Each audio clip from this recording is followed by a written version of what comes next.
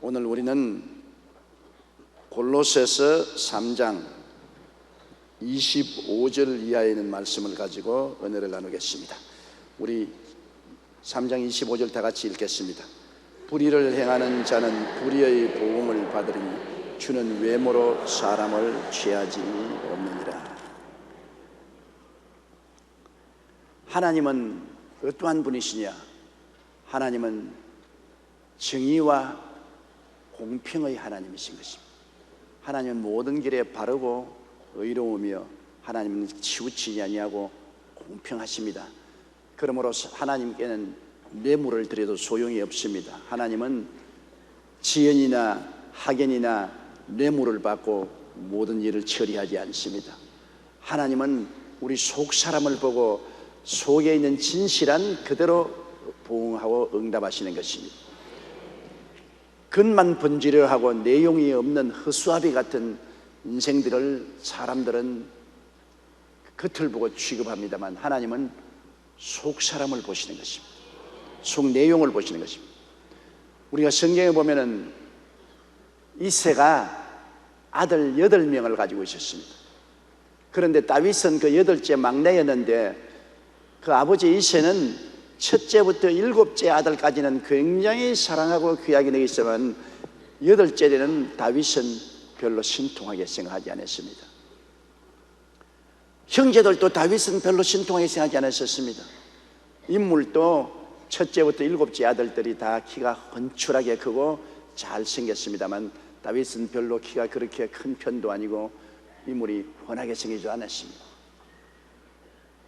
왜 이새가 8아들 중에 8째 막내인 다윗을 별로 사랑을 안 했을까? 신학자들은 여러 가지 생각을 합니다. 아마 다윗은 본처에서 나지 않고 이새가 어디서 주워서 온 것이다. 왜 그러냐? 다윗이 시편에 기록하기를 내가 죄 중에 잉태되었으며 죄악 중에 태어났나이다라고 고백하고 있는 데가 있습니다. 그러므로 정실에서 나지 아니하고 소실에서 났거나 아버지가 바람을 피워서 얻은 자식에 틀림이 없다고 말하는 사람도 있습니다. 그렇기 때문에 7 형제들이 다 다윗을 싫어했습니다. 그리고 아버지도 다윗은 별 볼 일 없게 취급했습니다. 하나님이 사무엘을 보내서 이새의 자녀들 중에 한 사람에게 기름 부어 이스라엘의 왕을 삼으려고 할 때 이새가 맏아들을 데리고서 사무엘 앞에 왔으니까 키가 장대하고 인물이 훤출하고 잘생겼단 말입니다. 사무엘이 말하기를 속으로 야, 과연 잘생겼구나. 이스라엘의 왕이 될 만한 사람이구나. 그때 하나님께서 아니라 나는 사람을 겉으로 보지 않고 속으로 본다. 이 사람은 자격 없다. 나는 이미 버렸다. 둘째도 또 나오는데 아주 잘생겼거든. 사무엘이 야, 이야말로 야훼의 기름 부음을 받을 만한 사람이거든. 하나님이 아니야, 이도 내가 버렸다. 셋째도 하나님이 버렸다. 넷째도 나오니 이것도 버렸다. 다섯째도 나오니 이것도 버렸다. 여섯째도 나오니 이것도 버렸다.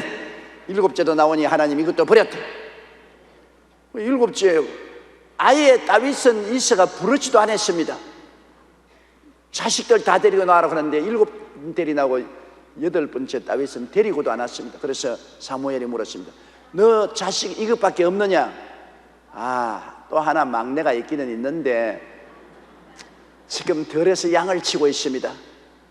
아예 아버지가 한 말에 신통치가 않습니다. 아버지가 다윗은 별로 신통하게 생각하지 않은 것 같습니다. 무슨 소리 그런 소리 하냐고. 당장 불러오라고.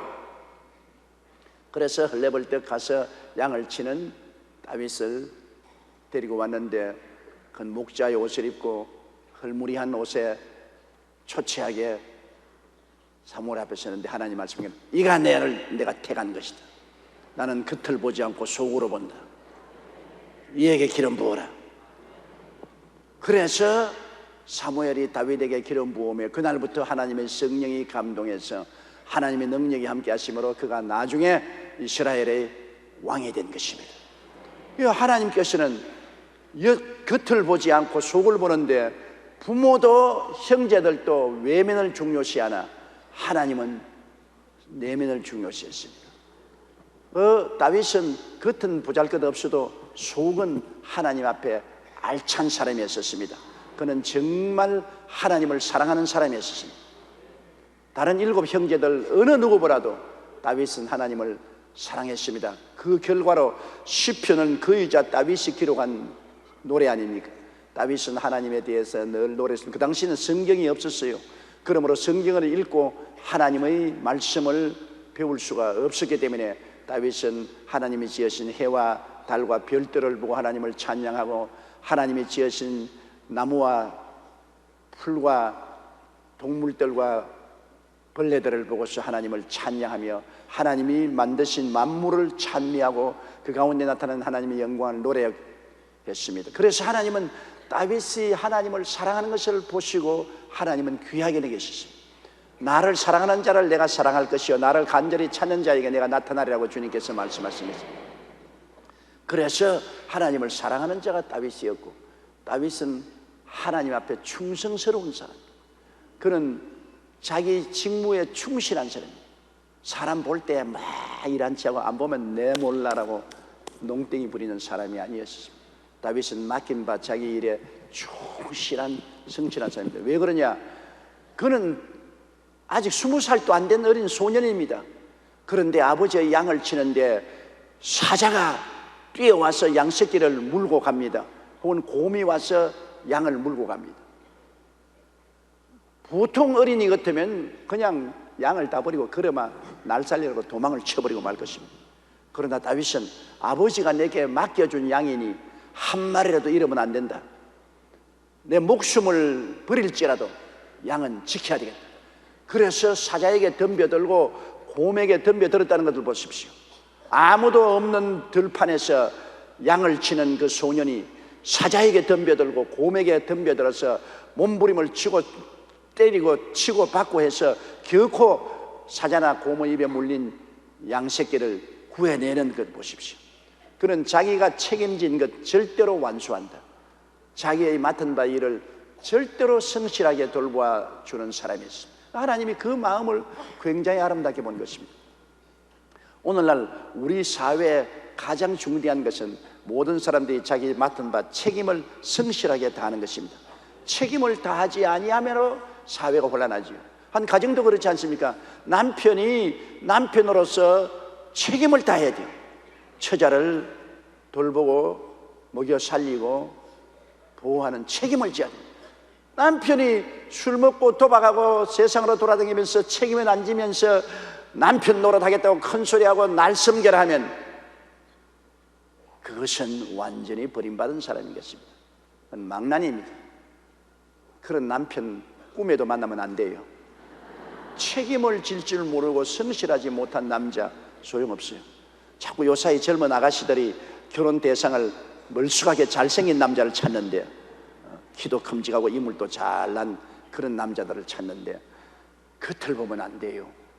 하나님도 겉을 보지 않았습니다. 하나님은 사무엘조차도 야 잘생겼다고 생각할 때 하나님 나는 그를 버렸다고 했는 것입니다. 속을 보아야 돼요.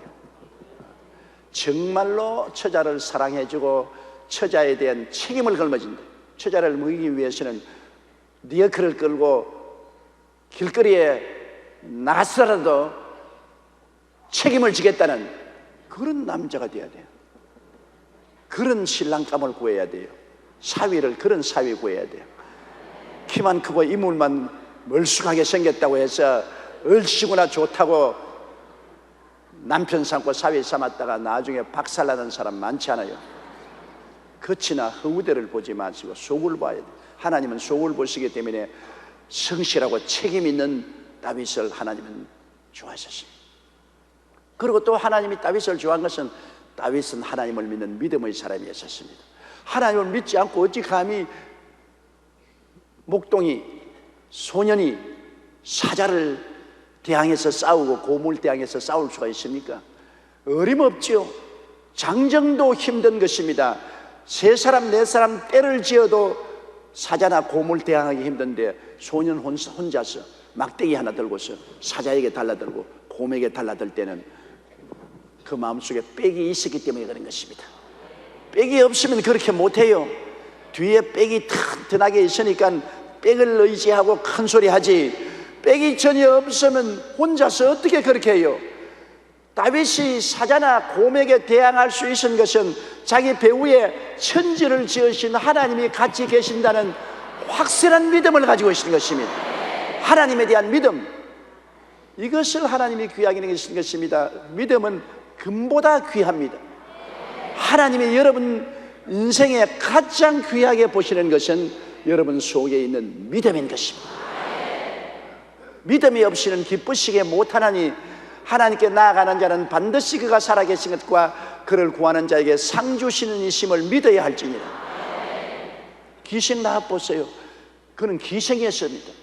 몸 팔고 웃음을 팔고 사는 기생이니 그 사회에서 가장 천한 사람이었어요. 그런데도 불구하고 하나님은 기생 라합을 택하여서 예수 그리스도의 조상이 되게 만들었어요. 어떻게 기생이 조상이 될 수 있느냐? 그는 비록 이 세상에 살 동안에는 천한 기생으로서 살았지만은 하나님을 알았을 때는 하나님을 믿는 믿음을 가지고 계셨습니다. 기생 라합이 하나님을 믿음에 하나님이 기생 라합을 의로 여기시고 택하여서 그를 변화시켜 이스라엘의 귀한 민족이 되게 만들어 주시고 다윗의 혈통의 조상이 되게 만들어 준 것입니다. 믿음을 얼마나 귀하게 여기기에 사람이 다 무시하고 멸칭하는 기생조차도 하나님이 믿을 때 그를 풍화하는 것입니다. 여러분, 절대로 나는 교육을 많이 받지 못했다, 가문이 좋지 못하다, 인물도 잘나지 못했다, 돈도 없다, 그런 것으로 자기를 평가하면 안 됩니다. 하나님은 여러분을 평가할 때 그렇게 평가 안 해요. 세상 사람은 그렇게 평가해도 하나님은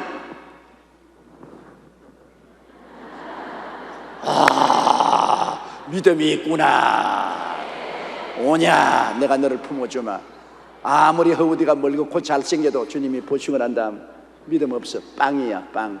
가문 웃기는 소리 하네. 돈 며칠 간다고 그러냐, 권력 10년 가는가 보아라. 청춘 너도 언제나 파파 할머니 할아버지가 들고 말 것이다. 인정 안 한다? 하나님은 믿음을 인정하는 것입니다. 믿음은 하나님이 살아계시고 하나님이 나를 도와준다는 것을 믿는 것입니다. 내가 은혜 베풀 때 너를 듣고 구원의 날에 너를 도왔다. 내 기도를 들으시고 나를 도우시는 하나님이 나와 같이 계심으로 하나님을 뼈으로 의지하고 눈에는 아무 증거 안 보이고 귀에는 아무 소리 안 들리고 손에는 잡히는 건 없어도 두려워하지 않고 놀라지 않고 주를 의지하고 믿음으로 나가는 것입니다. 살든지 죽든지 흥하든지 망하든지 성하든지 쇠하든지 나는 주님을 의지하고 나갑니다. 이런 믿음을 보시면 주님이 굉장히 기뻐하시는 것입니다.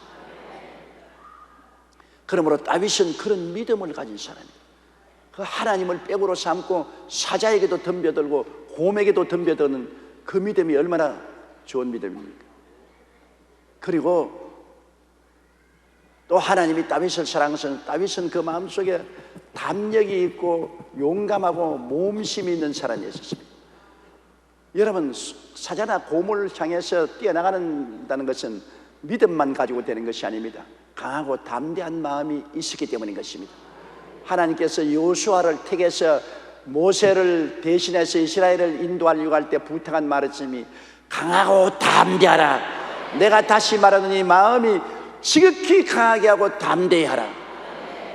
마음이 담대해야 됩니다. 나는 못해요, 나는 안 돼요, 나는 할 수 없어요, 나는 설교도 못하고 가르칠 줄도 모르고 나는 학력도 없고 효우대도 못 나고 나는 못해요. 우리 지역장 구역장 중에 그런 말 하는 사람 굉장히 많아요. 지역장 구역장 시계 놓으면 아니 나는 못해요 목사님, 나는 이거 못해요, 나는 말도 잘 못하고요, 나는 교육도 못 받고요, 나는 능력도 없어, 나는 못해요. 못하는 건 아닙니다. 하나님께서 시키실 때는 할 수 있다고 생각하고 시키는 것이기 때문에 강하고 담대하게 하나님의 일을 맡아야 되는 것입니다.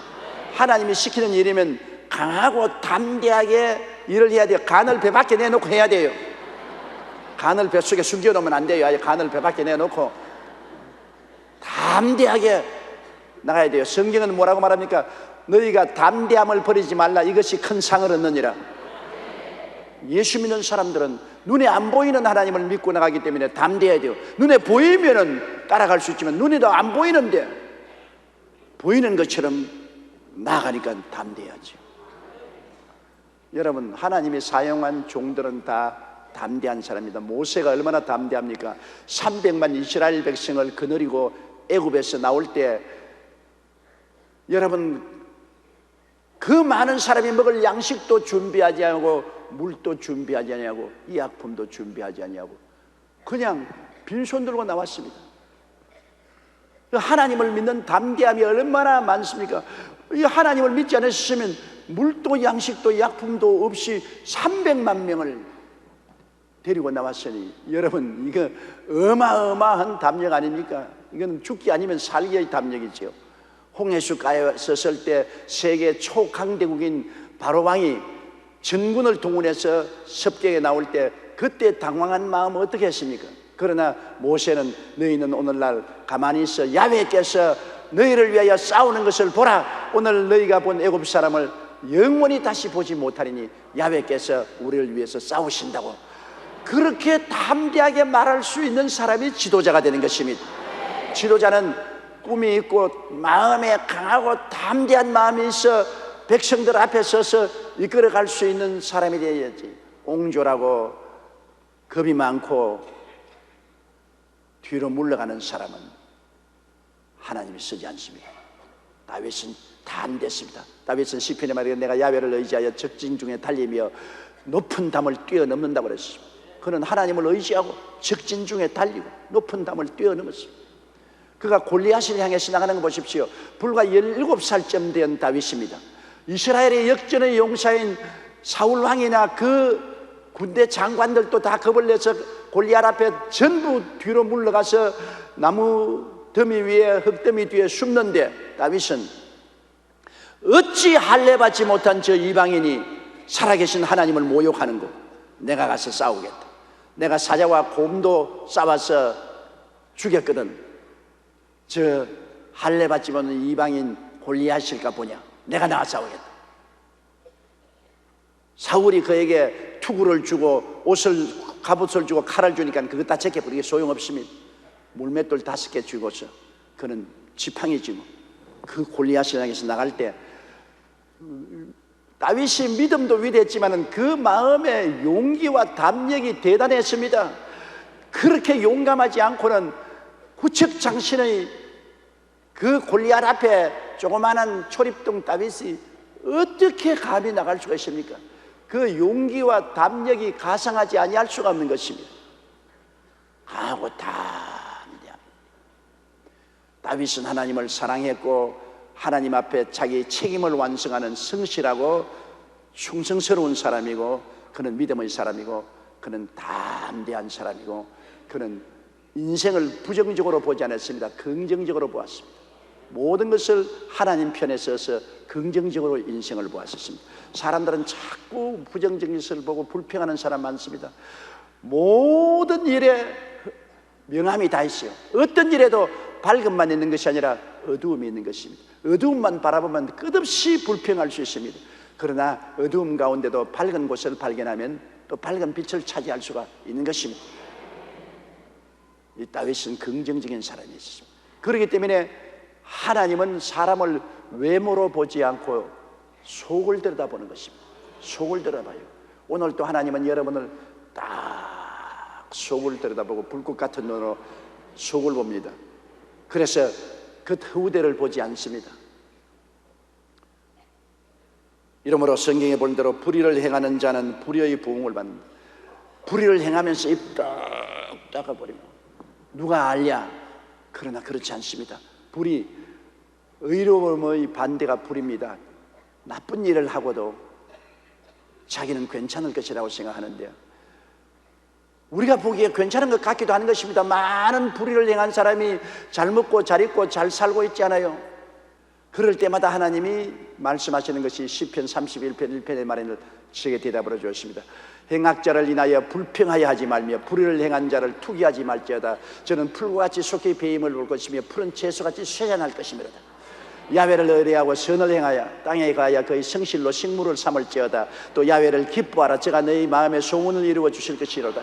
내 길을 야훼께 맡겨라. 저를 의지하면 저가 이루시고 내 의를 빛같이 나타내시며 내 공의를 정오의 빛같이 하실 것이다. 하도 하나님이 그 말씀으로 대답하기 때문에 내가 다 외우고 있다고. 너는 모른다. 내가 다 알아서 언제나 불의는 심판한다. 물론 죽고 난 다음에 심판은 반드시 다가오는 것이죠. 여러분, 불의한 자가 구원을 받을 수 없지 않아요. 이 세상에 사는 것이 얼마나 삽니까? 사람이 살면 70이요 강건하면 80이면 거의 다 끝나는 것입니다. 물론 요사이 90도 사는 사람이 있지만은 80이면 거의 다 끝나는데, 영원한 미래에 비교해서 80이라는 것은 밤의 한 경점 같습니다. 눈 한 깜빡할 순간밖에 안 되는 것입니다. 그 눈 한 번 깜빡할 순간밖에 안 되는 인생을 불의하게 살고 난 다음에 불의한 자가 나중에 불과 여왕으로 타는 못에 들어가서 영원한 심판을 받는 것을 생각할 때 두렵지 아니할 수가 없습니다.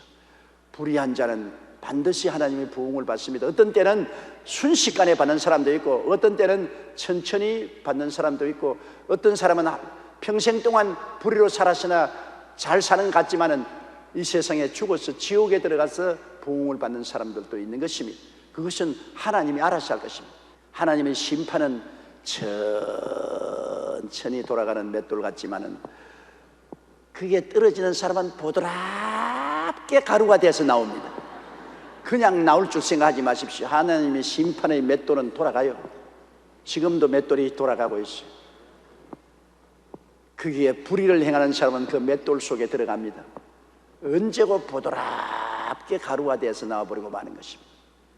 하나님은 잠자지 않습니다. 죽으셨지 않습니다. 하나님은 살아계셔서 정의와 공평을 실천하는 하나님이신 것입니다. 그러므로 불의를 행하는 자는 불의의 보응을 받으리니 주는 외모로 사람을 취하지 심히 없느니라. 하나님은 속을 보시지 그 밖을 보시지 아니한다는 것을 우리가 늘 알고, 우리 속 사람이 하나님 앞에 정직하고 성실하고 건면하고 충성스러워야 되는 것입니다. 속 사람이 하나님 앞에 충성스러워야 되지 겉을 과시하려고 해서는 아무 소용이 없습니다. 세상은 겉을 보아도 하나님은 속을 보는 것입니다. 겉에 너무 의지하지 마십시오. 속을 채워놔야 되는 것입니다. 4장 1절요. 상전들아, 의와 공평을 종들에게 베풀지니 너희에게도 하늘에 상전이 계심을 알지어다. 그 당시에는 주인과 종의 사회 제도가 있었다고 말하지 않습니까? 상전과 종, 요사이 비유하면 요사이는 고용주와 피고용주의 관계인 것입니다. 고용주와 피고용주의 관계. 고용하는 사람을 상전으로 한다면 피고용자는 섬기는 사람들이 될 수 있는 것입니다. 이들에게 주님께서 말하는, 더구나 상전들에게 말합니다. 주인들, 소위 말하는 고용자들에게 의와 공평을 베풀라. 오늘날 노사 분쟁의 많은 원인의 이유도 사용자들이 피고용자들에게 의와 공평을 행하지 않으므로 분쟁이 일어날 때가 많습니다. 의와 공평을 종들에게 베풀라. 남편도 이제는 의롭고 공평하게 부인하고 같이 살아야지, 정의가 없이 폭력으로 불공정하게 살아갈 수 없어요. 남편과 아내 관계도 정의와 공평으로, 부모와 자식 관계도 부모라고 해서 자식을 막 욱박지르고 마음대로 하던 시대가 지나갔어요. 그런 시대가 어디 있습니까? 이제 자식들도 정의롭고 공평하게 부모가 되어야지, 정의롭지 않고 불공평하게 억압하면 자식들이 반항하고 가출을 하잖아요. 하물며 오늘날 사용자와 피고용주 간의 관계는 정의로워야 되고 공평해야 되는 것입니다. 왜? 성경은 말합니다. 하늘에 계신 하나님, 우리의 영원한 주인은 정의롭고 공평한 하나님이십니다. 우리를 볼 때 정의롭고 공평하게 돼야지, 하나님이 정의롭지 못하고 불공평하게 대하지 않으니까 우리가 사용하는 사람을 부정의하게 불공평하게 대하면 하나님도 우리에게 부정의하고 불공평하게 대해주겠다는 것입니다. 그 다음 2절요. 기도를 항상 힘쓰고 기도에 감사함으로 깨어있으라. 기도를 항상 힘쓰라고 하는 것입니다. 힘쓴다는 것은 힘든 겁니다. 힘든 일이에요. 여러분, 일도 쉬운 일이 있지 않습니까? 힘든 일이 있고, 짐도 가벼운 짐이 있고 무거운 짐이 있는 것처럼, 기도가 여러분 왜 힘쓰라고 하냐면, 기도는 언제나 기도에 대항하는 마귀가 있기 때문에 여러분, 기도하는 것이 참 힘듭니다. 기도 안 하고 사는 것 참 편안하고 좋아요. 예수 믿기 전에는 기도 안 했으니까 편안하게 살았는데, 이제 예수 믿고 난 다음 자꾸 기도하라니까 힘들지요. 기도는 마귀가 자꾸 방해를 놓습니다. 우리가 물 흐르는데 물을 거스려서 노를 지어 올라가려면 힘들지 않아요? 힘들어요. 정말 기도가 힘듭니다. 많은 사람이 저보고 와서 물어요. 당신이 평생 목회한 중에 무엇이 제일 힘들었냐? 나는 두 말 하지만 대답합니다. 기도하는 것이 제일 힘들었다. 지금도 무엇이 제일 힘드느냐? 기도하는 것이 제일 힘들다. 기도를 한 5분 동안 주여 감사합니다 할렐루야 아멘, 그거는 기도도 아니고 그건 장난이고, 기도라는 것은 분명한 목표를 두고서 하나님 앞에 나가서 엎드려 기도하는 것이기 때문에, 적어도 내가 기도를 해서 내 육신과 마귀의 저항을 깨뜨리는데 1시간이 걸립니다. 내 체험으로. 적어도 내 육체가 그냥 기도하기 싫다, 안 했으면 좋겠다, 그런 육체의 저항과, 그 다음 마귀가 기도 못하게 마음을 자꾸 회방하고 마음을 번거롭게 하는 이것을 다 누르고 하나님의 성령의 흐름 속에 들어가는데 1시간 투쟁을 해야 됩니다. 1시간 동안 투쟁하는 것이 얼마나 힘든지 몰라요. 그 1시간을 투쟁해서 이기고 난 다음에 성령의 흐름에 올라타면 그때부터는 기도가 술술 잘 나오죠. 기도가 잘 나옵니다. 그런데 기도가 힘들기 때문에 기도의 훈련을 잘 해야 되는 것입니다. 기도를 잘하는 성도는 완전히 성공적인 신앙생활을 하는 것입니다.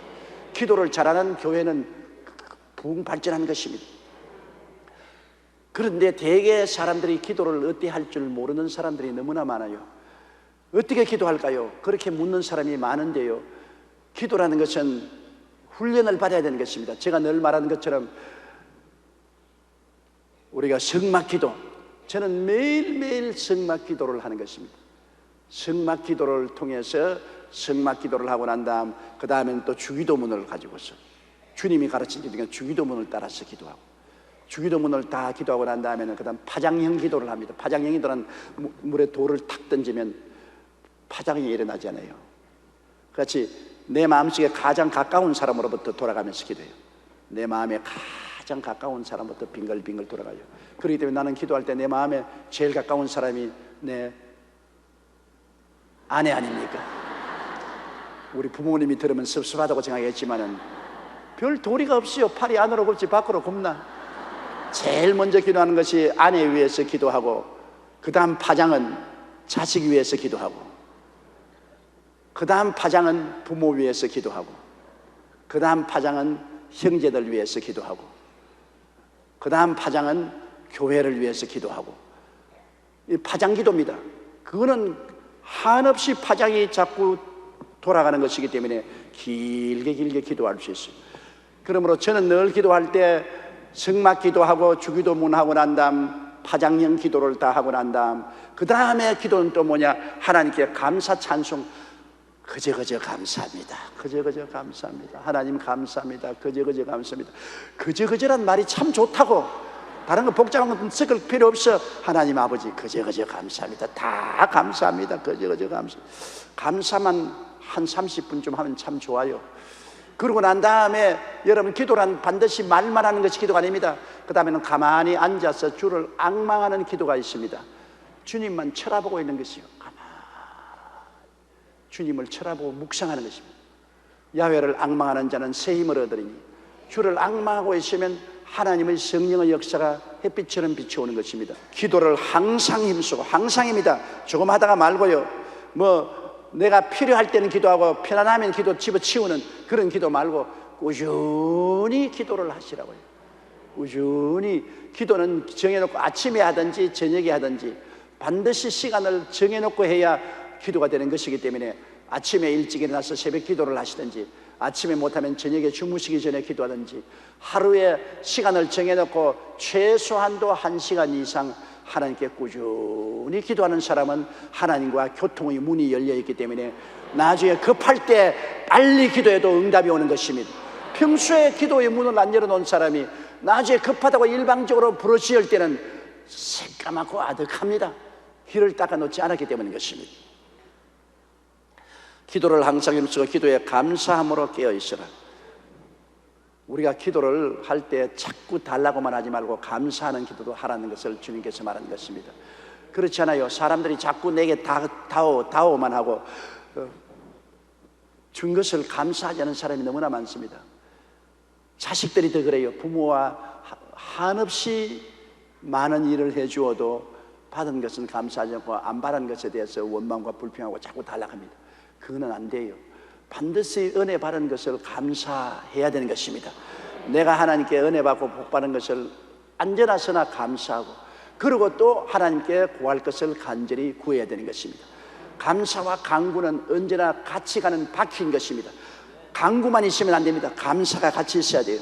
하나님께 받은 은혜를 감사하고 그 다음에는 하나님께 또 간구하고, 그래야 하나님께서 우리에게 응답을 해주시는 것입니다. 우리가 남에게 선을 베풀고 난 다음에 다른 사람이, 그 선을 받은 사람이 감사를 안 하면 굉장히 섭섭해지는 것입니다. 감사를 해주면 마음이 뜨거워지고 보람을 느끼는데, 감사를 안 해주면 섭섭한 마음이 생기고, 내가 이렇게 해주는데 이럴 수가 있느냐, 다음에 또 구할 때는 전에 해줘도 고맙단 말도 안 하는데 내가 왜 해줘, 그렇게 말하는 것입니다. 하나님도 감사하는 사람을 좋아하십니다. 감사로 제사를 드리는 자가 나를 영화롭게 하느니 그 행위를 옳게 하는 자에게 나의 구원으로 보이리. 하나님도 감사를 할 때 영화로움을 느낍니다. 사람은 하나님의 형상과 모양대로 지음받았기 때문에 감사를 하면은 부인도 영광스럽게 느끼고 남편도 영화로움을 느낍니다. 고래도 칭찬하면 뜁니다. 뛰어. 고래도 칭찬하면 뛰는데 사람이 감사하고 칭찬하면 가만히 있을 수가 있나요? 감사와 칭찬은 인생을 살아가는데 기름칠을 하는 것입니다. 이 기름칠이 인생을 얼마나 잘 살게 만들어준지 모릅니다. 결국 인생사란 일이 아니야 사람입니다. 사람이 모여서 만드는 것이 인생인 것입니다. 가정도 남녀 사람이 모인 가정이고, 회사도 사용자와 비고용주 사람들이 모인 곳입니다. 사회도 사람이 모인 것이고, 국가도 사람들이 모인 것이기 때문에 사람들을 잘 대해줘야지 일이 중요하지 않습니다. 사람들 관계가 좋아지면 일은 자연적으로 됩니다. 부부간의 관계가 좋아지면 가정은 자연적으로 잘 이끌려 나가는 것입니다. 노사관계, 인간관계가 잘 풀려나가면 사업은 잘 떼가는 것입니다. 정부와 국민 간에 서로 이해와 동정과 사랑에 있어 관계가 좋아지면 정부와 국민이 하나가 되어서 나라가 잘 편안하게 되는 것입니다. 인간관계가 굉장히 중요한 것입니다. 무시하면 안 돼요. 멸시하면 안 되는 것입니다. 사람은 무시와 멸시를 당해서 인격적인 모욕감을 느끼면 그때로부터 끝장입니다. 아내가 남편의 앞에서 모욕감을 느끼면 그 가정은 그날 끝장입니다. 또 남편이 아내에 의해서 모욕감을 느끼면 그 가정은 벌써 찬바람이 붑니다. 자식도 모욕감 느끼면 공부 안 하지요. 국민들이 국가에 의해서 모욕감을 느낍니다. 정부의 지도자들이 국민들을 우습게 생각하고 국민들에게 모욕감을 느끼게 하면 국민들이 반발합니다. 사람들 앞에 무시와 멸시, 모욕감을 느끼게 해서는 절대로 아닙니다. 모든 인생은 사람이 만드는 것이 인생사인 것이므로 인간관계가 첫째도 둘째도 셋째도 가장 중요한 것입니다. 그리고 그보다 더 중요한 것이 하나님과 인간의 관계인 것입니다. 하나님과 우리의 관계가 틀려버리면 만사가 끝장인 것입니다. 왜? 하나님이 우주의 주인이 되시는데 하나님의 뜻을 거스리고 잘 될 일이 있습니까? 절대로 잘 안 됩니다. 그러므로 하나님께 우리가 늘 감사를 잊지 말아야 되는 것입니다. 하나님을 영화롭게 하는 감사와 찬양을 잊지 말고 하나님께 감사와 찬양을 드리고, 그리고 또 하나님께 구할 것을 우리가 구해야 될 것입니다. 3절요. 또한 우리를 위하여 기도하되 하나님의 전도할 문을 우리에게 열어주사 그리스도의 비밀을 말하게 하시기를 구하라. 내가 이것을 인하여 매임을 당하였노라. 바울 선생은 우리를 위해서 기도하라. 사도 바울 선생이 평신도 골로새 교인들을 보고서 기도해달라고 하거든요. 그건 왜냐? 기도는 마귀의 진을 회파하고 하나님의 뜻이 하늘에서 이루어진 것이 땅에 이루어지는 파이프를 여는 것입니다. 여러분, 우리 주기도문에 뜻이 하늘에서 이룬 것 같이 땅에서 이루어지이다 했지 않습니까? 아버지의 뜻이 하늘에서 이루어져도 땅에 이루어지는 길은 기도를 통해서 이루어지는 것입니다. 아버지의 뜻은 하늘에서 다 이루어져 있어요. 하나님은 내가 다 이루었다 하심으로 하늘에 아버지의 뜻은 다 이루어지는데 하늘에서 이루어진 뜻이 땅에서 이루어지기 위해서는 기도가 그 파이프가 되는 것입니다. 기도하지 아니하면 하늘에서 다 이루어진 하나님의 뜻이 무용지물이 되는 것입니다. 여러분, 구원 보십시오. 예수님이 십자가에 못 박혀 죽었다가 부활하고 승천하여 아버지 보좌 우편에 앉아서 이미 구원의 길은 하늘에서 다 이루어졌습니다. 누구든지 저를 믿으면 멸망하지 않고 영생을 얻는 하나님의 뜻은 하늘에서 다 이루어졌어요. 그러나 그 하나님의 이루어진 뜻이 땅에서 이루어지기 위해서는 땅에서 사람들이 믿어야 된다면, 그 믿음을 방해하는 마귀를 물리치고 믿음의 문을 열기 위해서는 기도를 해야 되는 것입니다. 기도가 그 하나님의 뜻을 이루어지는 거예요. 우리 병 나는 것도 마찬가지예요.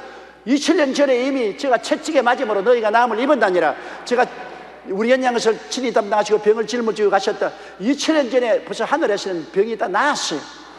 병 고치면 하늘에서 이미 뜻이 이루어졌습니다. 땅에서 그것이 이루어지기 위해서는 기도의 파이프가 열려야 되는 것입니다. 기도를 해야 하늘에서 이루어진 뜻이 땅에서 이루어지게 되는 것입니다.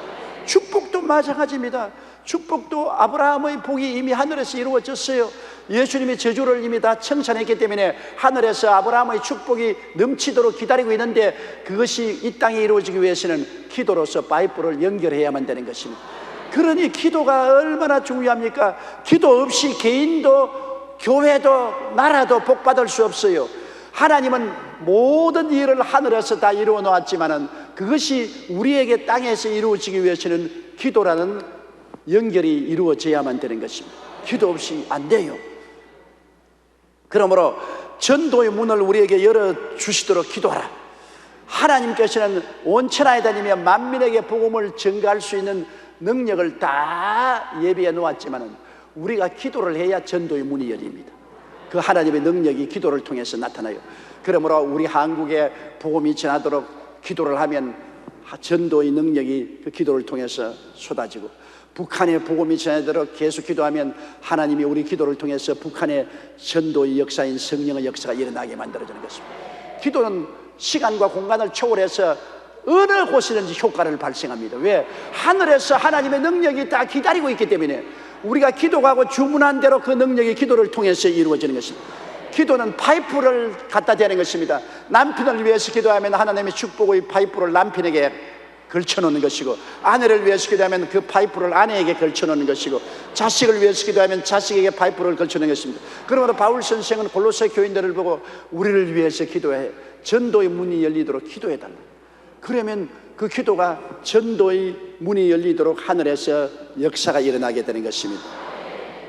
그리스도의 비밀을 말하게 하시기를 바랍니다. 그리스도의 비밀, 예수 그리스도의 진리는 무궁무진하지만 성령의 레마가 와야 할 수 있는 것입니다. 내가 인간의 지혜나 지식이나 총명으로서 그리스도를 아는 것은 피상적이고 깊이가 없습니다.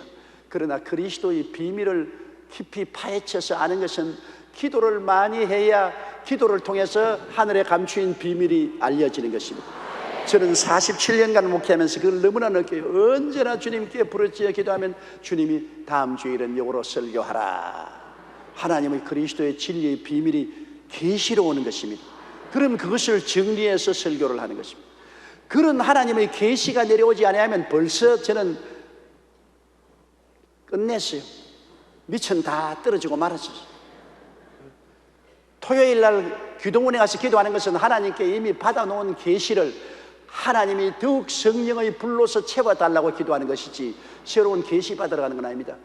항상 기도하고 항상 하나님을 바라보고 기다리고 있기 때문에 하나님이 계시를, 그리스도의 비밀을 성령으로 주시는 것입니다.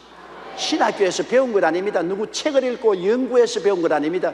그리스도의 비밀을 성령이 주시는 것입니다.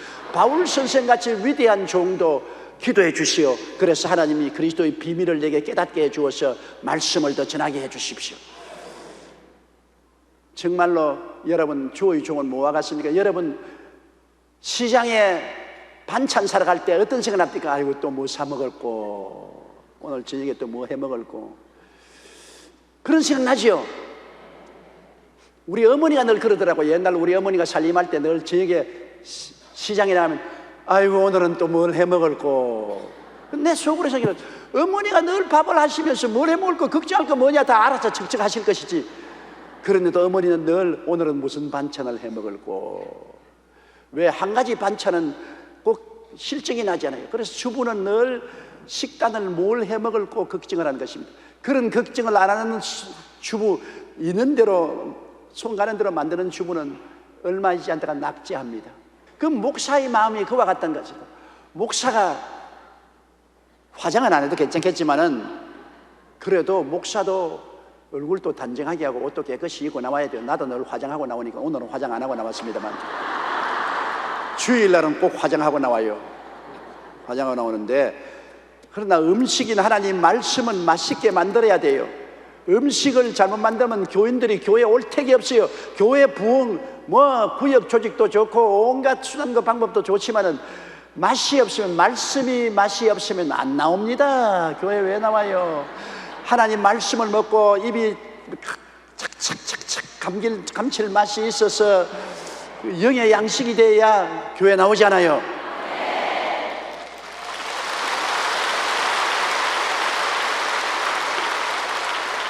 그러니 그 말씀을, 하나님의 비밀을 성령으로 받아야 되는데, 그 하나님 성령이 우리의 그 말씀을 주기 위해서는 하늘에 있는 그 무궁무진한 보화가 우리에게 임하기 위해서는 기도의 파이프를 통해야 되는 것입니다. 여러분께서 저를 위해서 기도를 늘 해주신 것을 감사하게 생각하고 앞으로도 여러분 꼭 기도를 해 주셔야 제가 하나님께 그리스도의 비밀을 받아서 여러분에게 전달할 수가 있는 것입니다. 그러므로 전도할 문을 열어주고 그리스도의 비밀을 말하게 하시기를 구하기 위해서 항상 우리 자신을 위해서도 기도하고 지역장, 구역장 위해서, 우리 교회 주의 종들, 대교구장, 교구장 위해서, 또 저 같은 담임 목사 위해서 여러분께서 기도를 해 주셔야 되는 것입니다. 여러분이 기도하면 그것이 결국 여러분의 유익으로 돌아옵니다. 왜? 그 기도를 통해서 하나님 계시가 주의 종에게 임함으로 맛있는 양식을 만들어서 대접을 하게 되니 결국은 여러분에게 도움이 되는 것이 아닙니까?